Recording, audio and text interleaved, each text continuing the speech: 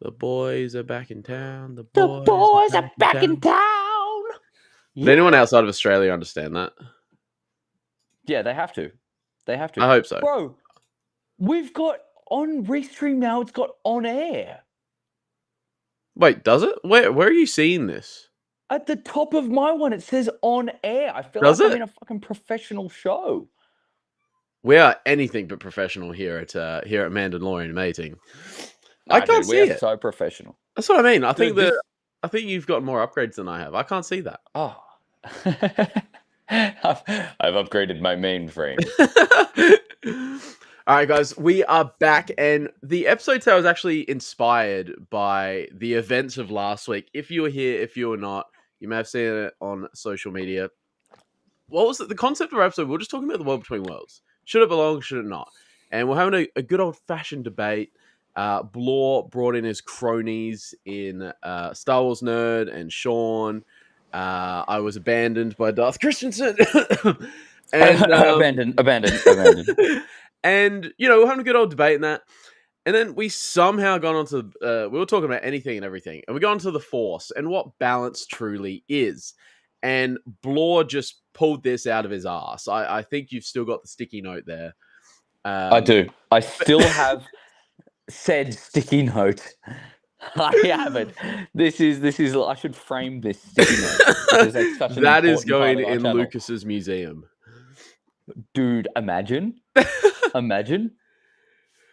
Dude, we've got Dizzy in the chat. Greetings. Funnily enough, Dizzy. I watched the World Between Worlds Ahsoka episode last night. Well, dude, I mean, we're not doing our World Between Worlds episode, but this is the sequel. This is kind of the sequel. Don't worry, Jesse. Oh, bro, Star Wars, man. You are like Italy, bro. Anytime you want it, you just flip over to whatever side you need. And you know what? I don't respect it. Now, he says to an extent, so what is your take on the balance debate? Because in my opinion, it's not like, this is more of a discussion, because in my humble opinion, it's not a debate. I just go from the word of Lucas. But yes, I do understand what Jeremy's saying here, and he is right. Like, basically what you said, Nerd. Jeremy is right to an extent. The way he tried to explain it last week, though, had it was a hard watch. It was a hard watch. It had me crashing out. Dude, I was struggling, man. I was struggling because I'm like trying to fucking say this, and then I've got these two guys in there who are just like shutting down every bit of their argument. How can I have a whole thing? Also, dude, smile. I'm gonna put you on my story. And yeah. Everyone knows now. Everyone who's on there, they're going to be like, "Oh my god, I was on there when he took that." But yeah, no, I was like, it was hard, man. It was hard because I'm here just being like, "Oh, hey, by the way, this is like this," and then next thing you know, I've got 3-on-1, and it was so much more passionate. So much more passionate than any of the arguments that we were having before. I was like, what's going on? Like it felt like from then on, I was alone. And and you know what? Alone. It took me a bit, but I feel like I'm thriving now. I've Han Soloed my way through life. I'm a hustler, and I'm hustling my beliefs. And you guys are gonna have to sit and listen. Actually, to be fair, you don't have to. You can just turn off the stream. But if you want to listen to peak theories and peak content, you have to stay around. Free will is a wonderful thing. You've already got a friend here, though. Dizzy is with you. Dizzy, mad love. I think I've got the reactions on. Let's just give you mad love. Mad love to Dizzy. Mad love to Dizzy. I don't think... Have I seen a love heart on your reactions? I don't know if I've seen a love heart. You've seen the love heart. I've seen you do it, but I don't know if I've actually seen the hearts pop out. Well, here we go. We're a part of a new world. I go by the Ashla and Bogan standards. So here in Australia, Bogan means something completely different. Yeah, I'm a Bogan. You know what, man? And what I love about you, bro, is that you don't agree with everything, even if it's the creator of Star Wars, the one who like literally designed the whole universe. I like that. It sounds like you're taking a shot there. No, I'm not. I know like, you're not, but it just sounds like... But like you push against it. And that's Yeah. that's what, you know what, out of everything, man. Even when you don't agree with me, and that's okay. You don't have to agree with me on everything. I know you'll come around to it, but when I hear you say something, I know that you're at least open to change, or you actually want to push what the definition truly is. Yeah. And that is what makes a lot of creators flesh out their content so much better. So I appreciate you, nerd. I appreciate you, nerd. But today is about balance. It's about balance. It is about creating our idea of balance. It's not necessarily going to be a debate. It's going to kind of just, like Jesse was saying before, it is going to be a discussion. Discussion on what we think is the real definition of balance. And Jesse, I don't know if you want to start, man. I mean, like, do you want to start with what George Lucas said? I can start with what George Lucas... I will be George's voice on a humble little live show. Basically, so there's a couple times... Oh, what did he say? I'll look George in the eyes and tell him his original 1977 version is better than the special edition. Fair enough. God damn. Yeah, I mean, like, it sounds like you're very nostalgia coded, but if he's getting everything that he wanted out of it, I would disagree. I just think that if he can have what he wants, then I'm happy. I'm happier with it. We will. Yeah, no. probably will. Depends who we let it. If we let people in the show, then yeah, mine. It's definitely going to turn into that. But no, so yeah, basically George's definition of it. There's been a couple times he's sort of stated it. In one interview, he sort of just said, you know, the dark side's the imbalance, the light side's the balance. So this was when he did an interview, and there was a bit there where he was talking about how Anakin actually did fulfill the prophecy, because that's a whole separate debate. And yeah, he basically said at the end, you know, the dark side's the imbalance, the light side's the balance. And when Anakin defeats Palpatine and, you know, I guess returns to being Anakin, then, you know, the Sith are no more at that point in time, and balance has been restored. Then there's another video, and it's so beautiful because he's sitting down at the head of the table, and you've got Filoni, and you've got all these other creative guys there from Lucasfilm. And he's just explaining the Force, and he's going through his notes he thought it was from when he did Phantom Menace, because a lot of it was alluding to the prophecy and that. And he's going through it, and you can see the guys in the room, and they're just like sitting there like they're just gobsmacked. They're here as Lucas is like basically breaking down the Force in front of them. And you've got Dave Filoni right next to him with his little notebook and that, like writing every single word down. And yeah, so he was basically comparing the two, like the dark side is selfish, the light side is selflessness. You have to keep it in balance. You know, when you go to the dark side, everything goes out of balance. You become selfish, you forget about everybody, and ultimately yourself. You get stuff, and then you are afraid someone will take it away from you. When you become afraid that you will lose it, you become angry, which leads to hate, which leads to suffering. You become afraid of losing everything so much that you forget to live. The dark side is pleasure, it's biological, it's temporary, and it's easy to achieve. The light side is joy, everlasting, and difficult to achieve. It is a great challenge. You must overcome laziness, give up quick pleasures, and overcome fear. So that was more going into the dark and the light. But basically at the start there, he says, when you go to the dark side, everything goes out of balance, because the light side is balance and the dark side is imbalance. Now, if you go even more into that, there is a book called Master and Apprentice, which follows Qui-Gon and Obi-Wan. And there's a bit in there where the name of the other Jedi escapes me. I'm pretty sure it's his only appearance, unless he's in other comics and that as well. But him and Qui-Gon were having different opinions on what, you know, the prophecy and what balance really is. And to him, you know, his version of balance was more, not Qui-Gon, this other Jedi, his version of balance was more, you know, the typical version of balance with, you know, there's got to be equal parts of both sort of thing. Whereas Qui-Gon, I think Qui-Gon's differed. It was along the lines of like what George Lucas is saying, slightly differed perhaps. Whereas his is probably the best sorry for the pun, but best balance between like what actual balance is and what George's balance is, where he didn't necessarily believe that light side was the balance. It was more about acknowledging, you've got the dark and the light within you. It's about picking the light side, but, acknowledging there is two sides to every person. And I thought that was really beautiful. And I think that's probably a bit more realistic and probably a lot more applicable for a lot of people. But yeah, I'll always come back to what George's definition of balance in the Force is. But yeah, I want to hear from you, because I do agree with you in some parts there, because especially like when the balance, I suppose the balance of power is shifting. I do agree that there is that point in time where there is sort of that balance there, and it can go either way, kind of thing. But yeah, so I think what George Lucas was saying there, personally for me, it makes me feel like he's talking about the inner turmoil within someone else. That true balance is light within yourself and recognizing the dark. Yeah. Right? I don't think in that he's necessarily referencing the whole Force in general. And what I'm talking about is the balance of the Force in general.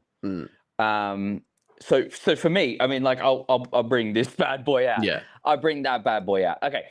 My general idea of the Force is that it sits on a seesaw. Now, the general idea of a seesaw is like you have the weight perfectly in the middle at a point, and then depending on weights on either side, it will either raise or lower depending on which side is heavier. I think when it comes to this, the most important part is knowing that balance is the ability to switch from each side. So the ability to add more weight on one side to rise another. And I think true balance in the Force can never exist, only but for fleeting moments. Because those fleeting moments are the times that we actually see genuine balance, where every bit of the light and the dark are equal. That is just, if you're looking at a scale, and I'm talking about physically looking at a scale, if you have the exact same weight on each side, that is balance. Now, the Force, I think, personally works a little more like that. But it changes because the weight of the different people are kind of like attributing to, which is rising and which is falling. Now, I personally think that having the light too high is imbalance. I also think that having the dark too high or too low is imbalance. Like, having the extremes on either side is not balance, but having the ability to be able to remove all of that weight and create that balance for even that moment while it's switching to the other side is so important. Like, it is so unbelievably important. Now, when you guys were talking to me before, you were saying like, well, how many people on the light side would have been so it would have been so heavy, right? That no one, like, there's no way that the dark, if you were talking in my analogy, there is no way that the dark would have been able to overthrow that. Now, what I will say is, because, and what I was talking about before with the less people the less people on whichever side, it means that more power goes towards them. Now, I'm not saying, you guys were I think that was one of the biggest points in contention in the previous video. Yeah. But what I'm saying here is, so if say the light is on this side, right? The light is taking up all of that. You've got everyone on this side. It's super concentrated on the light side. But you've only got a little bit of room in the dark. What does that mean? Well, it doesn't mean that there's going to be less people. There still could be more Sith. Who knows? But there are less heavy hitters. Now, it's the same reason why Anakin could bring balance to the Force compared to someone like Cal Kestis, who can't. They just don't have the ability to bring balance. Yeah. Because they aren't anywhere near as strong. Now, I'm not saying that that's just going to change every time and you're going to have less people and there's going to be more heavy hitters. But it's a general drive, and it's the It's kind of the fight in the person. Now, Luke could bring balance. Now, I mean, he wasn't the last Jedi. There were only a few of them. But outweighed from all of this bad that's going on, there are only a few people that have the genuine ability to stand up and bring balance to the Force. He was the one that overthrew Vader and Palpatine. Now, I know people are going to be like, no, Vader was the one that turned in the end and he became good, and that was the whole thing. But to have the ability to turn Vader is still destroying him. Because it, like the way Vader looks at everything is he destroys the person, right? So Vader destroyed Anakin and Anakin destroyed Vader at the same time, all because of the help of someone like Luke Skywalker. So when you're looking at balance here, it's not necessarily that everything is going to be equal all the time. And what Anakin did is he didn't create the 50-50 here, that perfect straight line, equal parts dark, equal parts light. It's kind of like Octo, when you have this beautiful and like light side of the Force energy place, and then you have a deep dark abyss on the other side.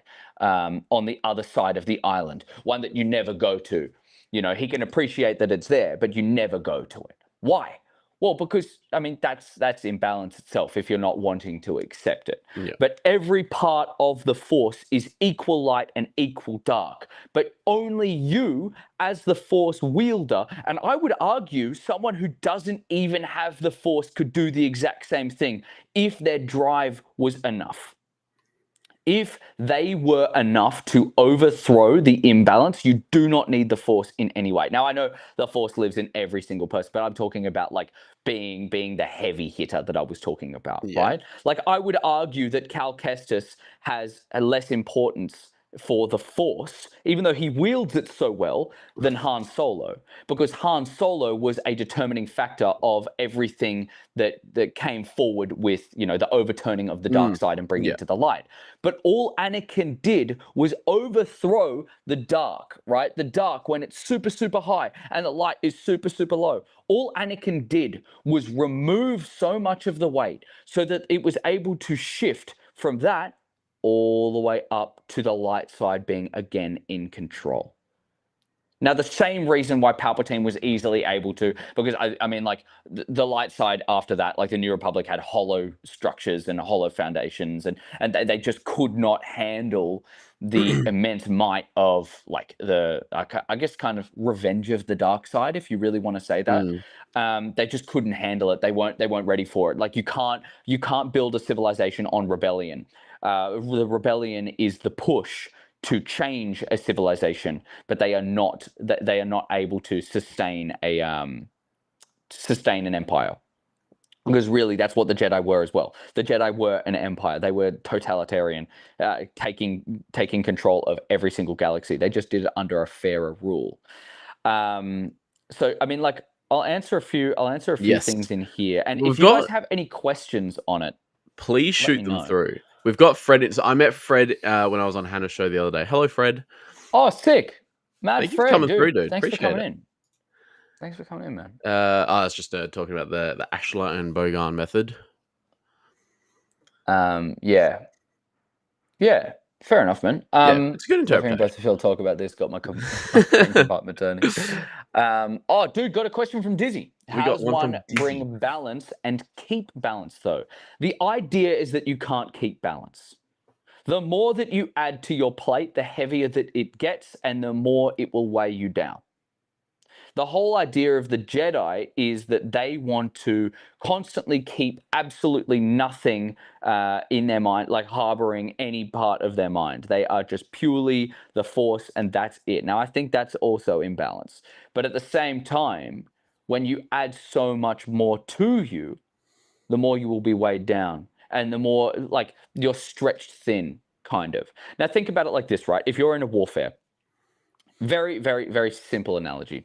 You're in warfare and they're fighting on 4 fronts, okay? You've got one person who's leading one of the fronts. You've got from this side, well, even let's say 3, like middle, and then you've got left and right, yeah? So when you are a part of the middle and they go, oh, we need some help over here, and then you go to the right. and then the middle dies down. I don't know if you guys have ever played Battlefront 3 and you've got A, B, and C, and you're like protecting one of them, and then you realize all the droids are going to the other one, and then they're like, oh no, we're struggling here on the left. Okay, so they go over to the left, and then oh no, we're struggling in the right again, and then you're moving around, you're stretched out, you can't do it, and then over time, the dark will overcome you, and that's really what the Jedi came to be. Their morals were stretched out. They became someone that they couldn't recognize now. Now, I'm not going to go into the Yoda quote again from Dooku. I'm not going to do it.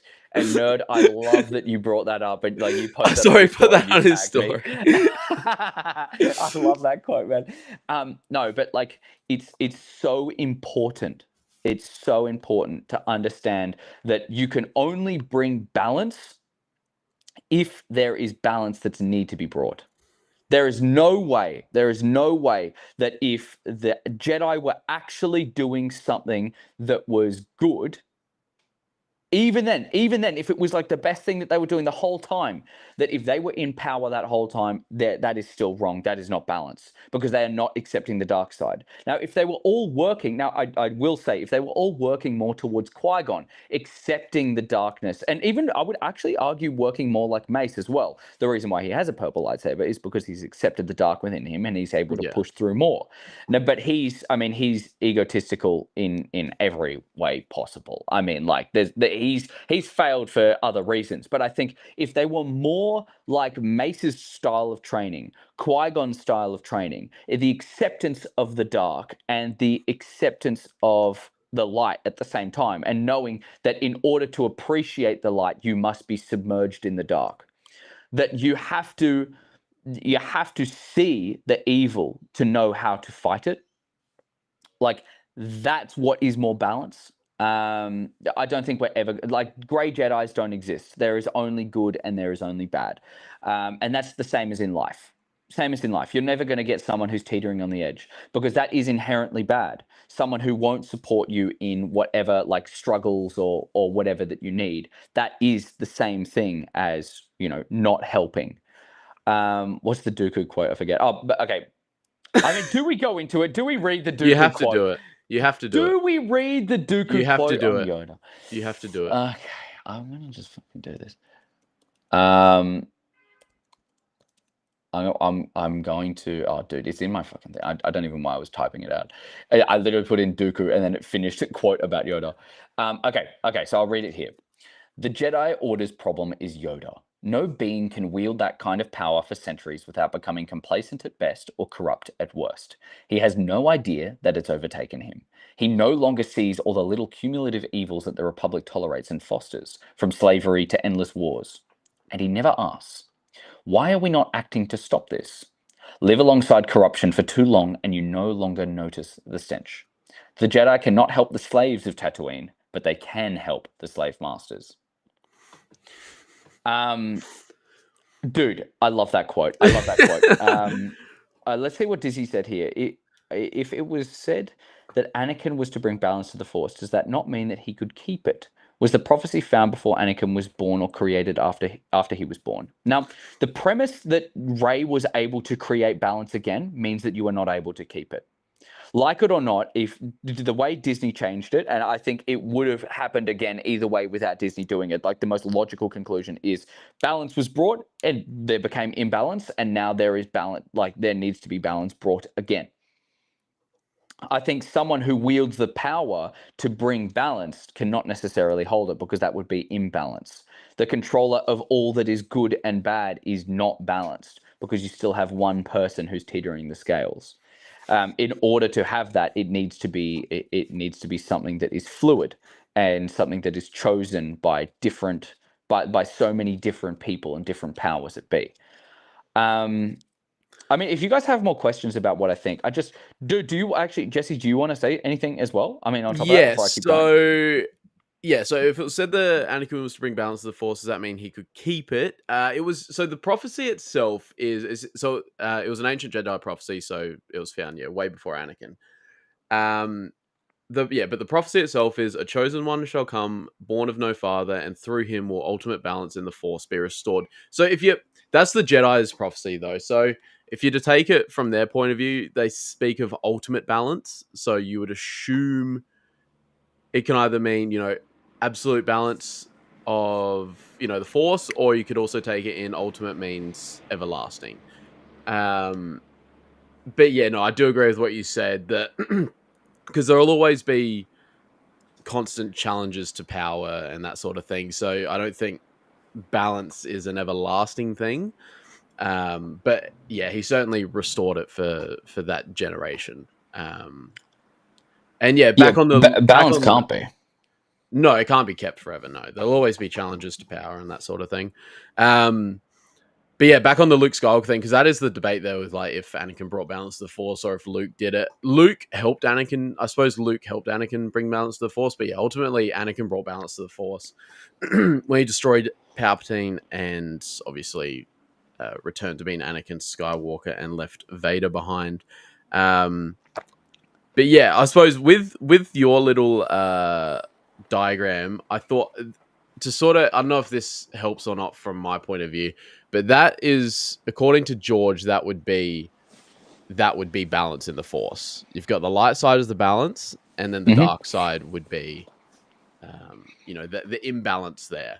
But yeah, and then because that's, obviously balance in the Force, but yeah, if you were to go balance in oneself, I think the perfect visual for that would be Anakin and Ahsoka. Because, he acknowledges the Vader within him and he can pull it out when he requires it, but ultimately he still has control over it. He can choose when to be Vader and he can choose when to be Anakin. And I think that's ultimate control over balance within oneself. Dizzy's a fan of you here, dude. I think you've got a new lifelong dude. I've seen him in here. I swear I've seen Dizzy in here before. He was in Hannah's show when I was there, but I swear I've seen Dizzy here before. I've seen Dizzy.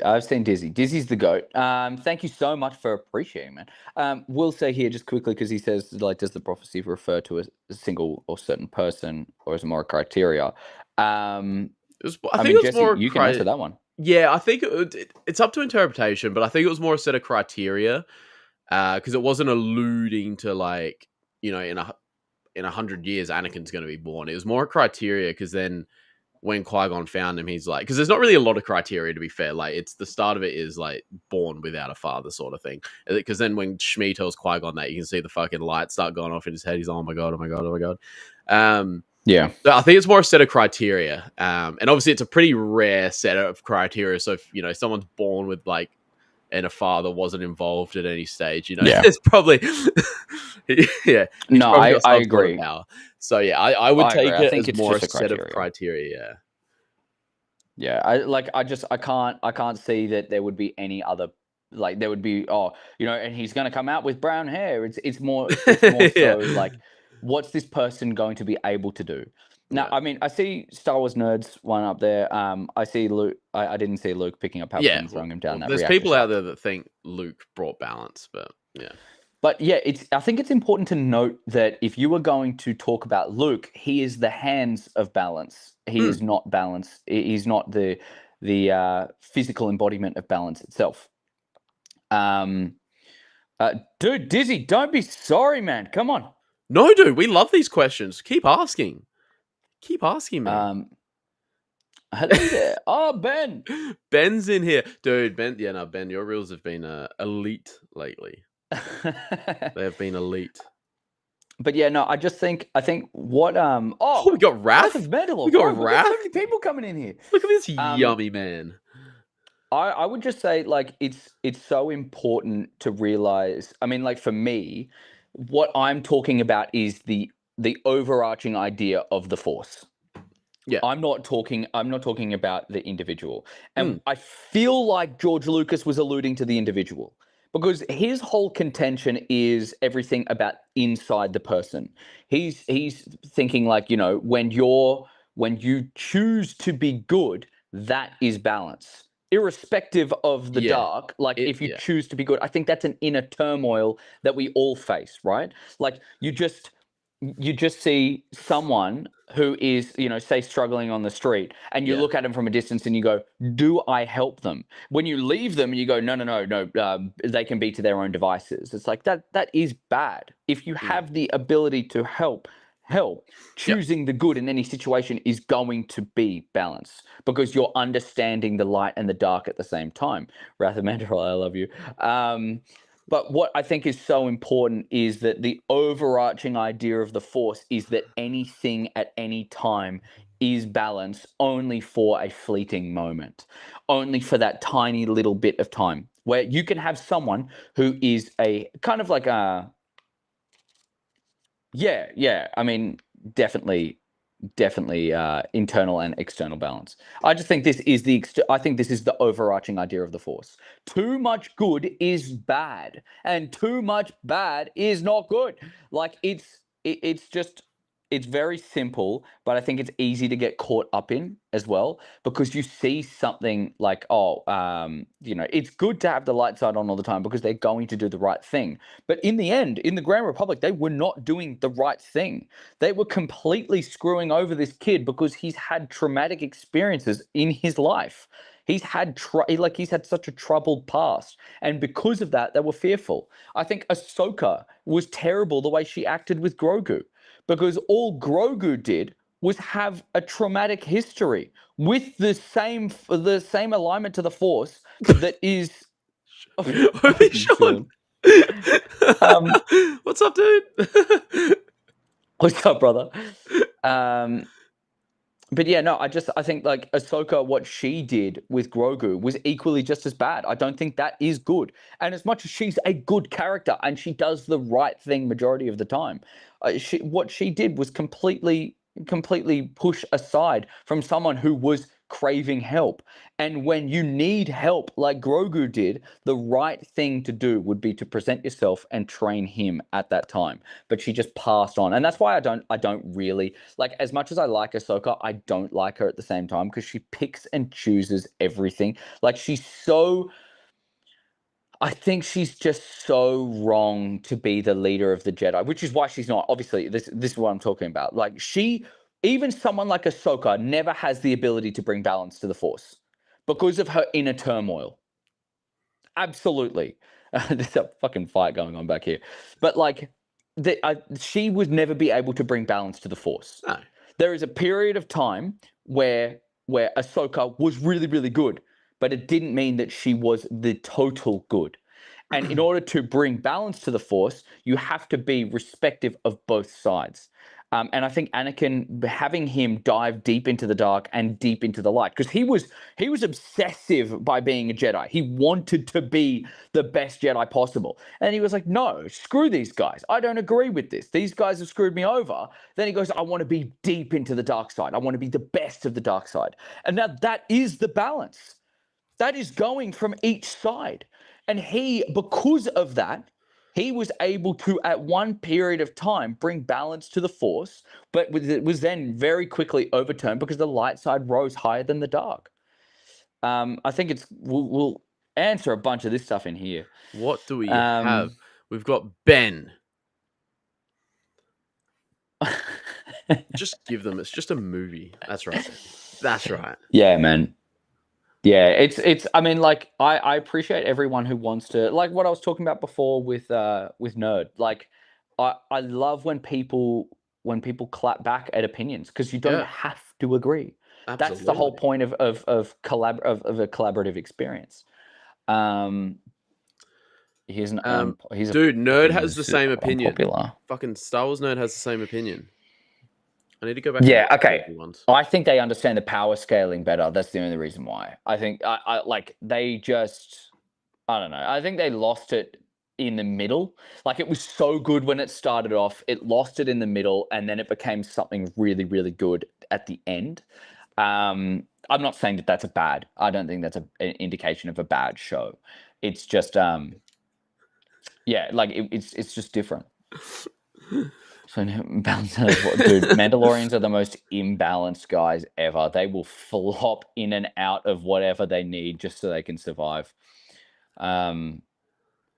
See, I think there's a lot of factors you got to take into it, because then he says, Raz says, Ahsoka has too much good inside her. She's unbalanced. So I think with Ahsoka not being a good teacher and not willing to take on Grogu and that, you've got to take a couple factors into consideration. You've got to take into the fact that she did train Sabine at one point, and obviously Sabine is hella difficult. Even like Kanan was alluding to that. Like there is a blockage there to wanting to learn the Force and the lightsaber skills, and obviously she's skilled with a like a sword, like a handheld weapon.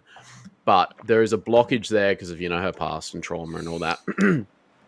So you've got to take that into consideration. That, it's not just on Ahsoka's behalf there with that dynamic. It's Sabine as well. She's incredibly stubborn.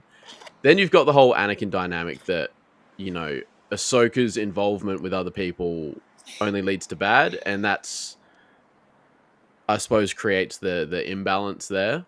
But then, like, saying she's got too much good in her, it's an interesting one because, like, I get that that perception, but then you've got, I suppose, like, according to George Lucas, that would be balance there.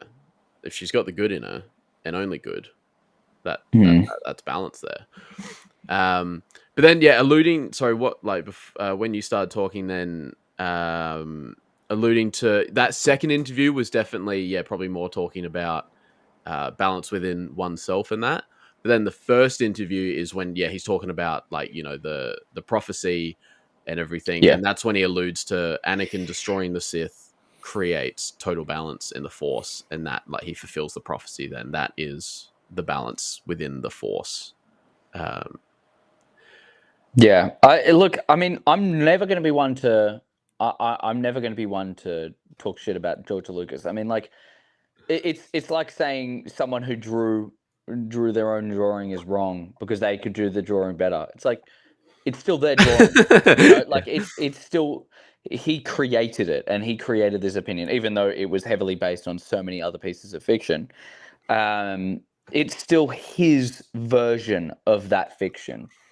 And I mean, like, I just take my interpretation of balance to be something that is available to everyone and anyone, because I think a lot of people get caught up in the fact that you have to have some special talent to be this incredible Force wielder. It's like, well, I mean, like, sorry, to be this incredible balance giver, but you don't have to be a Force wielder. You could be someone like Han Solo. You could be someone like Mando, someone with absolutely no Force ability at all, but the drive to want to be better, the tenacity, right? You need to be able to have the want, and then when you actually succeed, it doesn't matter if you've got the Force or not. You are still doing the bidding of good and not evil. Because the only good thing is recognizing evil and trying to be good, which inherently creates balance, which is what I agree with George. But in the general scheme of the Force itself, not everything can be the same.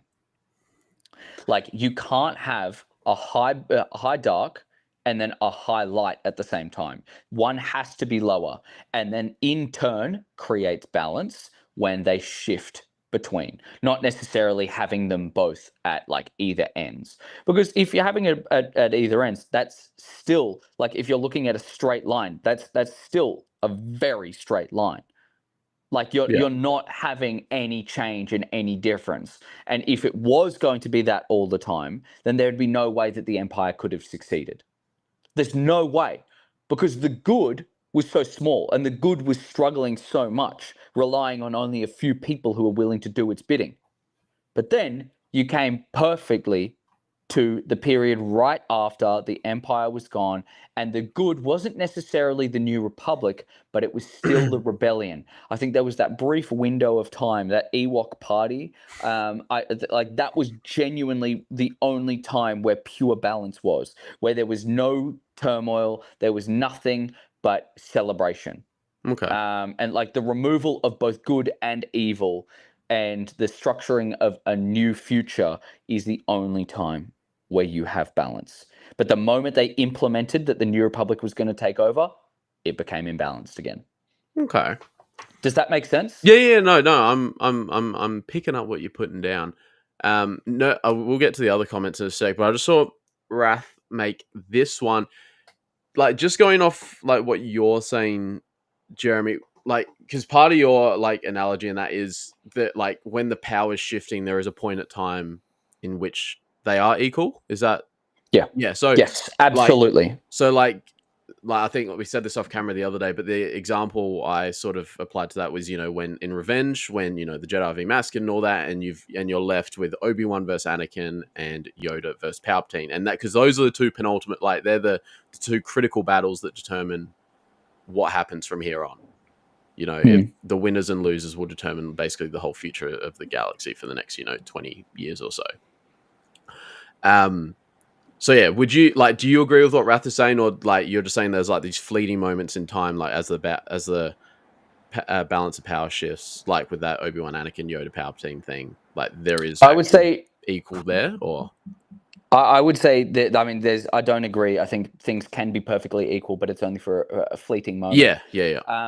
I'm talking about in the current Star Wars that we know. Yeah. The Old Republic, I think that's more balanced because you're not going like this, right? Because now the way we see it is light rises and dark rises to match it, and dark rises and light rises to match all that kind of stuff, right? It's very much extremities the whole time.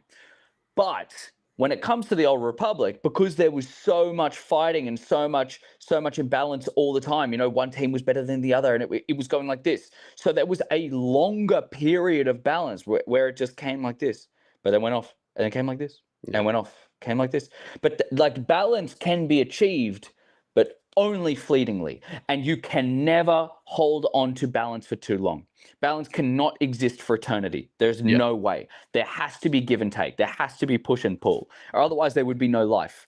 There would be no variance in life. Nothing. It would be a boring, bleak, grey, just disgusting kind of dystopian future. You have to have light and dark. It's where the color and the flavor comes in, right? Because the dark side rising, they might do things that the light side would be like, actually, they did a few things right. Let's work on that. Generally, we will build ourselves and become better. We're taking stepping stones, stepping on other people's successes, and slowly working our way up the ladder to get to that end destination. But I just don't think that ladder ends. We're getting a lot. We're getting a lot of people. See, now Wrath says that, and this is really interesting to me too, because there's obviously a few different perceptions, especially on the Anakin Obi-Wan duel, because I would argue that is incredibly balanced, and the only thing that disrupts that balance is Anakin's arrogance at the end. That is the only thing that disrupts it. Obviously, Anakin is if you want to go by the power levels established by George and that, Anakin is a high power level at that stage, but because they train together for so long, they know the ins and outs of each other's fighting styles and techniques and everything. They train together for 13 years. That is an incredibly balanced duel, and the only thing that creates the imbalance in that duel is Anakin's arrogance right at the end. Yep. Yeah, I think bang on. I would not change that. I think that's perfect. We'll just go back up because we did miss it. Oh, we had Star Wars Sith here, Tony. What's going on, dude? Wrath Tony? is unbalanced. Wrath is unbalanced. I need to go back and watch these. I watched them once when I was a kid. So I need to go back and watch them. I know I've watched Be careful, clips here and there. Be careful because you're going to want to buy so many toys. Yeah. Okay. So yeah, what did Ben say here? The thing about all of this is if you're arguing about balance, then I feel like you have to argue about noise in space. Why is there noise in space in the Star Wars? I don't know if George has said it. I would completely disagree. This is the easy answer is because George wanted it. Because George said so. Yeah, it makes cinema. We're not doing a documentary. But I would completely disagree. I think the arguing of balance does not mean that we have to argue everything in Star Wars, all of its falls. It's not. I mean, you're seeing cinema, and that's the only way we can perceive, especially at the time. I mean, sure, even now when we're making movies that have got $1 billion budgets, and we've got all of this knowledge about space because we've been there, unless you don't believe in the moon landing. But we've got all of this knowledge. They still do noise in space. They still do fires in space. It's stupid, but it's cinema. We're meant to have a reflection of our life in a completely different world. Yeah. so dizzy.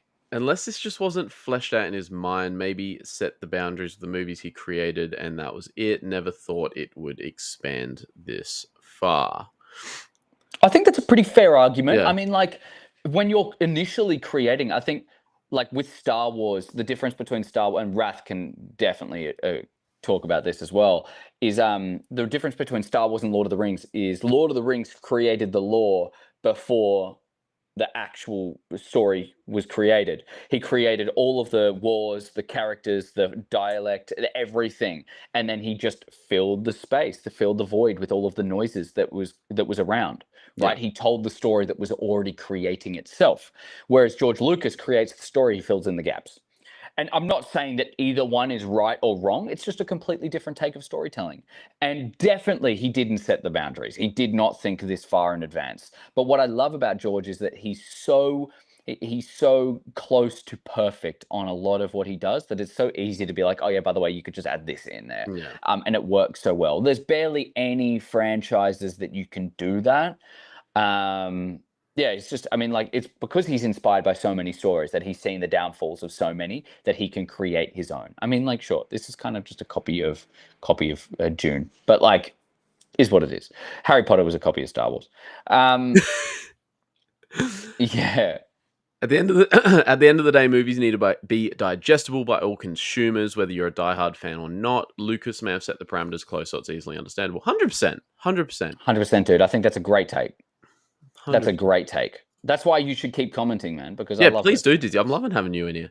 By the way, talking about balance and everything, I finished Master of Evil yesterday. Not sure exactly how I feel. It was a great Audible production, though. Unsure about the story. I still need to finish it, but have you seen much on it, Jeremy, on Master of Evil? No. So apparently, how it's told is it's not a lot of it's actually told from Vader's point of view. It's told after he embarks on this mission basically to find this Force shaman that can raise the dead. And Palpatine, allows him to do it, sends his Imperial Guards along the way with him. And there's one Imperial Guard that has like a special investment in Vader and this mission for some reason that we don't know yet. But I did see a couple people commenting on it. And Ben, you've obviously listened to it, so you can explain this to me. But apparently, it's done a bit, well, not odd, but apparently at the end of the story, he sort of, whatever happens, and he sort of realizes, I'm Vader. I can't bring back Padme. Just going to focus on the Sith and the Empire and that sort of thing. Like, I can't bring back Padme. But if that's how it's done, that strikes me a bit odd because then, like, 7 years later, we get the whole him building his castle arc where he tries to bring Padme back again.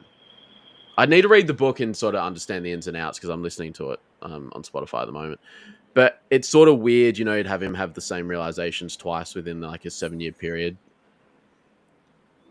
That's kind of shit. Yeah, it's sort of like, from what I've been seeing, like people that got it early and read it and all that, everyone's sort of like, cool book and everything, but like, what did we actually get out of it kind of thing? Like, it didn't really make sense in the terms of, he's already had this realization 7 years later. Why are they giving him the same kind of arc? It's strange. Yeah. But anyway, I don't know. I'll read it and see, but Ben's read it. He can add to my interpretation of what I've seen people saying so far. Both Yoda and Anakin have such arrogance they can't win, internally imbalanced. Would we argue, though, that Palpatine's also arrogant? Because that's the whole 100%. Like, that's the whole Sith thing there. So, yeah, I mean, it's an interesting one with Yoda and Sidious, I guess. Yeah, I think. But the Anakin thing, yeah, 100%. Hondo. Yeah. Well, that's literally that's what we're saying right now. No, because no, fuck. Oh, he's gonna hate you for that one. He's gonna hate you for that one. Fuck. So we would agree that the Jedi saying "bring balance to the Force" is, as in eradicating the Sith and leaving only Jedi would actually balance the Force is wrong because only the light side would exist. Yes. That's exactly what I'm saying. You can't have balance with someone more in power than the other. Because there is an argument to be made that the Force is just light and the dark side is a corruption of the balance. Well, that is it. That is George's definition right there. It's a great argument, but dark has to exist for you to notice the light. Like what I was telling you before, as a child, when you are in the womb, you are known only by darkness, right? Yeah, 100%. I think internally that is right. But just like itself as the Force. Like as a child, you know only the dark in the womb, and then you are out in the light, and you can only appreciate the light. And there are times where it becomes too much, and then we have the dark at night. I think our world is so perfectly mirroring the world that is in Star Wars that a lot of people aren't really seeing the importance of darkness, like darkness itself. We've created all of this artificial light and different ways for us to be able to navigate in all hours of the day, and I think it's so wrong. You have to have the darkness at night to see the stars. But now we can't see the stars because we have been so focused on being light all the time. We are imbalanced. It's like ourselves trying to view balance in this other world. And it's like, you can't, how would you know that light is light if you didn't see dark? It just cannot exist. Light cannot exist without dark. Unless we're all gray globs walking around in this little blobby universe, it just doesn't. It won't work. Like what Dizzy says there. By definition, balance requires two sides, and that's why I think George Lucas in that, like, we're working so much on just one, like two little interviews or like two little pieces of information, where it's just he's not talking about in general the whole balance. And now obviously I'm biased to my opinion. This is what I think is balance, but I've taken a long time to actually understand this. Like, I've really wanted to look at this. When I was starting to do this channel, I thought I thought about balance itself. Like, I really did, because I'm like, what side do I really kind of lean towards? Yeah. As much as that might sound weird, it's like, I think I was very territorial about who I was choosing and why I was choosing it. 100%. And my idea of balance was just purely there because you need to appreciate dark to understand how good it is to be light. Yeah. That's really balance. Yeah. Ras says here, yeah, we're on the same page then. I guess people just try to counter that, saying there is no dark force, if that makes sense, which I don't think makes sense at all. Yeah, I mean, like, those people are loyalists to a regime that is non-existent. They're not seeing the whole picture. They're so narrow-minded. I don't know if you know anything about horses or horse racing, but they've got blinders on in their race for a reason, so they don't see anything but the track ahead of them. That's the exact same thing as what they're doing, but they've got these light side blinders, being like, you can only be good if you've got light side of the Force. It's like, no, someone like Qui-Gon can exist because he appreciates the dark, and he will, succumb to the light, because that's really what it is. He's not actually choosing the light. He's succumbing to the goodness in him by appreciating the darkness that is out there. Yeah, I think if everyone had a view of the Force like Qui-Gon, nothing bad would ever happen. Or nothing, you would never see the rise of the Empire. You know what I would say? It'd be back to this. Yeah. It'd be back to this. That's why I'm so interested in Balin's Skull. That's what I think the Old Republic is. That's why I'm so interested in Balin's Skull. Yeah. Check out his video. Check it out. It's because reading the Living Force book, I haven't actually finished it, but the parts I have read. Do you remember our friend Evan PL? He's in the Clone War. He's that small guy. He's got one eye. He's got the long ears. Looks a bit like a goblin from Harry Potter. He has a little arc in the Clone Wars where he ends up dying because he got captured. Okay. Yeah. Okay. Because they, like, a lot of Jedi have little stories in that and told from their points of view in this Living Force book. And from Evan Piel's point of view, he saw himself as the closest to Qui-Gon in terms of how they viewed the Force and that sort of thing, which I thought was pretty cool. That's going to be interesting, dude. I'm so keen. I'm really glad they didn't just kill the character and they kept it going. Yeah. As much as I can Ray Stevenson, mad respect. I'm glad we get to see. Oh, 100%. Yeah, 100%. That's the whole thing Dave sort of said, like, they need Balin's Skull because he's the mirror to Ahsoka. They both sort of defected from the Order, but one maintained the goodness and the light side, whereas Balin...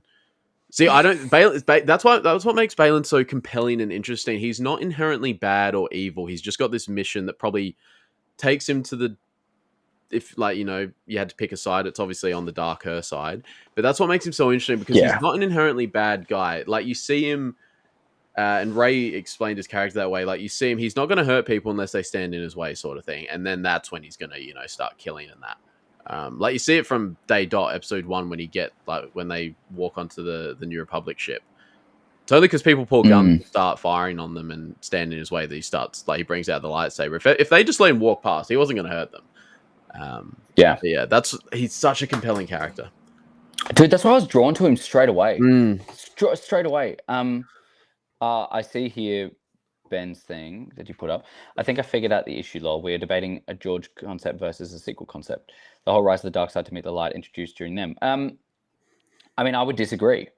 I think the concept of the Force itself has not changed. Like, I'm referencing the rise of the dark and the light to meet it is like that. That's just because Disney's taken over the IP, and that is the canonical thing now. But I'm talking about the origins of George Lucas's version still. Like, we are looking at the foundations. We're not looking at the later on. You know, I think it's so important to understand the Force, because I don't think it was fleshed out anywhere near as much when George Lucas was in it, because it was kind of, I mean, what I love about George Lucas's storytelling is that he creates it knowing that we are going to have a lot of debates in the we are going to have a lot of debates in the future, and kind of like that's the enjoyment of the galaxy. That's why we don't know Yoda's birth planet or anything like that, right? Where he's from, what species he is, and all that kind of shit. Yeah, you know, because there's a general mysticism that is so important to create a story so you can fill in the gaps. It's like Star Wars caught on so quickly because everyone can have their own opinions and their own little world. The world was created so well that all of the stuff that we can think of can come true, but it doesn't. And that's why we get so angry, and there's so many Star Wars fans that hate each other and all that kind of bullshit, right? But I think in order to flesh it out, you have to only look at the foundation. So that's why I disagree. I think I agree with you on so many things. I just, that one I can't sit with. The Living Force is a shit book. I haven't finished it, so thanks for fucking spoiling it. I think you need to explain Balance Against the Jessicans. Bro, Jesse gets it better than me. Normally he's cooking you. And now he's coming and cooking me. I know. Dude, Jesse gets Balance better than me. I'm just like some random fucking guy. No, but that's why I'm a random guy in this. That's why I like it, though, because we've got different opinions. Like, I'm obviously more by the George Lucas definition, but you've got the whole philosophical background, and so you provide that point of view. And look, a lot of people, like, probably more people in here agree with you than me. Well, I think so, at least from what I can tell. I think a lot more people agree with you. I think they agree with me to an extent. Like, it's just, there's so many interpretations of this. There's so many interpretations. It really is, and that's the beauty of it, right? And Ben, this is to you. If start sending him rules, Ben, you can make it up. There we go. But yeah, no, like that's the beauty of it, man. That is actually the beauty of this whole franchise. Like, you can think whatever and you can believe whatever, and it can all exist all in one. It's why I like not having clear definitions on everything all the time. You don't need it. You can have a great story and not know the ending. You know, like the world between worlds, no clear definition. That's wrong, because it changes the whole fucking thing.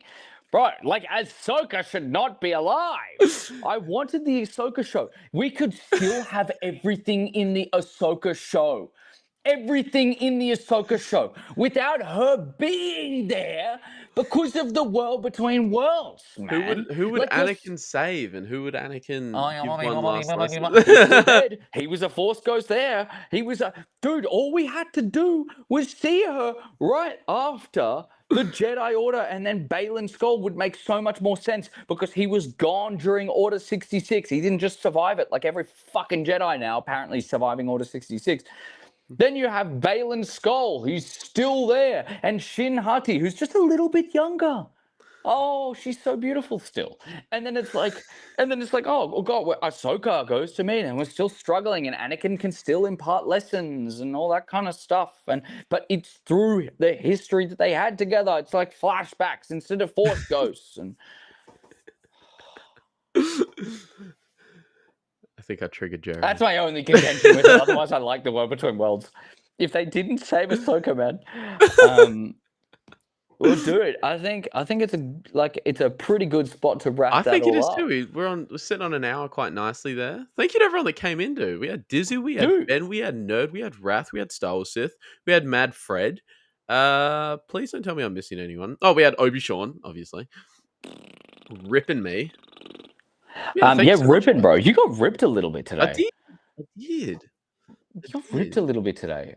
Man, I'm sorry about that. We're going to take the week to really calm down and regather myself. You're going to have to. Yeah. But I mean, like, you're so focused on creating the best content that there is on the internet. So, guys, make sure you're watching every single video that he's uploading and he's doing.